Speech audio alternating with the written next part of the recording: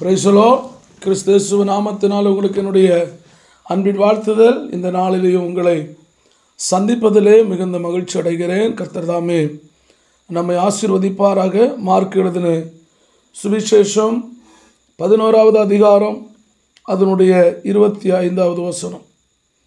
நீங்கள் நின்று ஜெபம் பண்ணும்போது, நீங்கள் நின்று ஜெபம் பண்ணும்போது, அப்போ இந்த உலகத்தில் ஒரு மனிதன் மிக முக்கியமான ஒரு காரியம் என்ன அப்படின்னாக்க, ஒரு கிறிஸ்தவர்கள் இருப்பார்கள் என்றால், கிறிஸ்தவனாக இருப்பார்கள் என்று சொன்னால், அந்த கிறிஸ்தவர்கள் கண்டிப்பாக அவர்கள் ஜெபம் பண்ண வேண்டும் என்கிறதே ஆண்டவர் விரும்புகிறார். ஆனால் இன்றைக்கு நாம் ஜெபம் பண்ணுகிறோமா அப்படின்னு சொல்லி பார்த்தீங்கன்னா, அநேகர் ஜெபம் பண்ணுகிறது உண்டு, அநேகர் ஜெபம் பண்ணுகிறது இல்லை.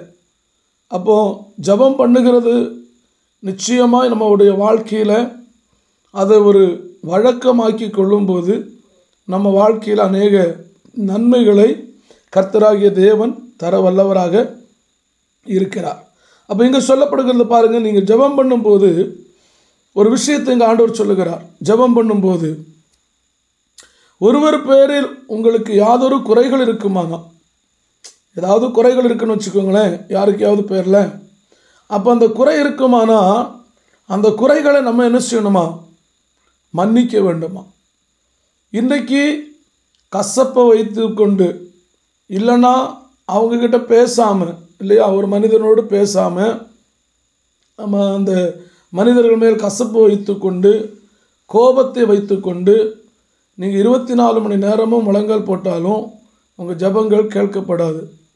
மற்றவர்களை பகைக்காமல் உங்களை பகைக்கிறவர்களை நீங்கள் நேசித்து அவர்களுடைய பாவங்களை குறைகளை மன்னித்து அவர்களுக்காக ஆண்டவரிடத்தில் ஜெபம் பண்ணும்போது நிச்சயமாக உங்களுடைய ஜெபங்கள் கேட்கப்படும். இன்றைக்கு அநேக கர்த்தருடைய பிள்ளைகள் ஜெபிக்கிறார்கள், ஆனால் அநேகருடைய குறைகளை மன்னிக்கிறது இல்லை.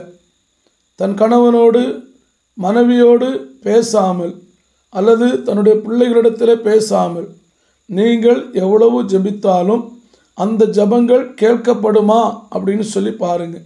நீங்கள் ஊழியர்களோடு பேசாமல், இல்லையா, அக்கம் பக்கத்தில் இருக்கிற ஊழியர்களோடு பேசாமல் நம்ம ஏறெடுக்கிற ஜெபங்கள் கேட்கப்படுமா, அவைகளுக்கு பதில் கிடைக்குமா என்கிறதை சற்று நீங்கள் சிந்தித்து பாருங்கள். அருமையான கர்த்தருடைய பிள்ளைகளே, இந்த வேத வசனம் அதான் சொல்லுது, நீங்கள் நின்று ஜெபம் பண்ணும்போது ஒருவன் பேரில், நல்ல கவனமாக கேளுங்க, ஒருவன் பேரில் உங்களுக்கு யாதொரு குறை உண்டாயிருக்குமானால், ஏதாவது ஒரு குறை ஒருவன் பேரில் உங்களுக்கு உண்டாயிருக்குமானால் அந்த குறைகளை என்ன செய்ய வேண்டுமா?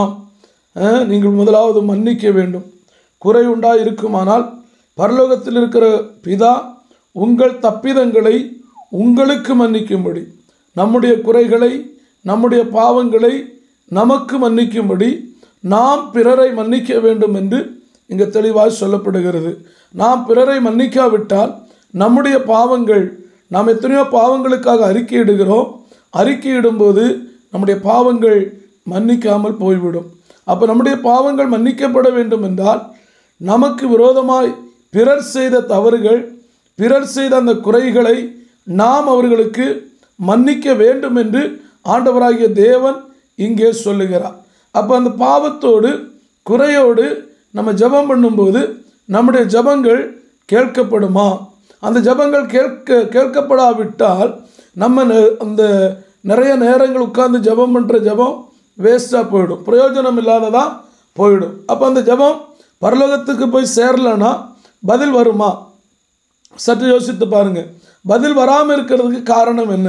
நாம் பிறருடைய தப்பிதங்களை நாம் மன்னிக்கவில்லை.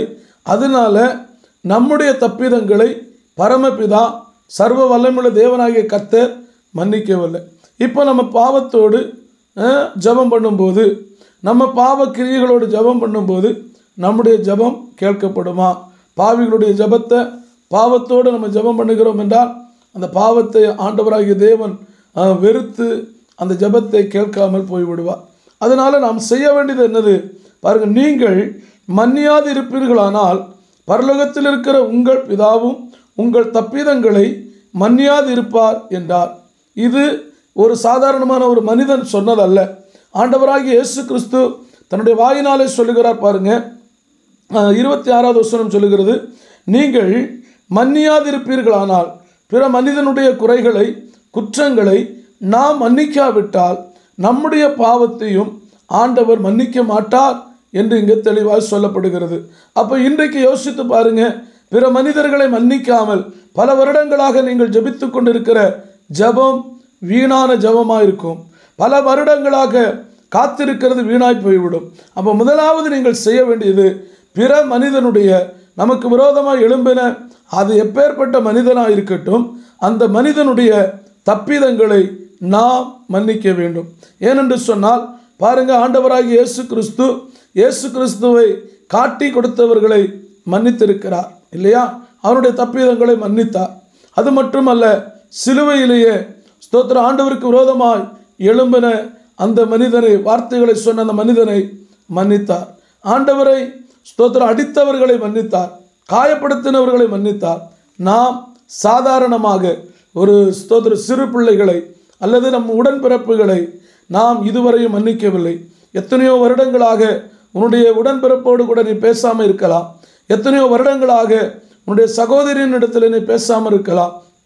எத்தனையோ வருடமாக உன்னுடைய ஊழியக்காரரிடத்தில் பேசாமல் இருக்கலாம்.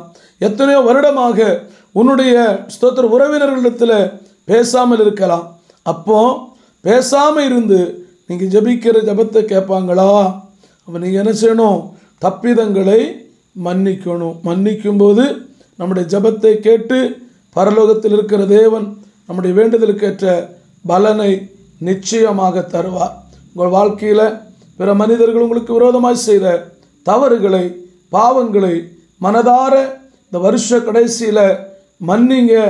ஏசப்பா 2025வது ஆண்டில் பிற மனிதருடைய பாவங்களை நான் மன்னிக்க, என்னுடைய பாவங்களை ஆண்டவரை நீர் மன்னியும், என் தேவைகளை சந்தியும் என்று சொல்லி தேவ சமூகத்தில் கேளுங்க.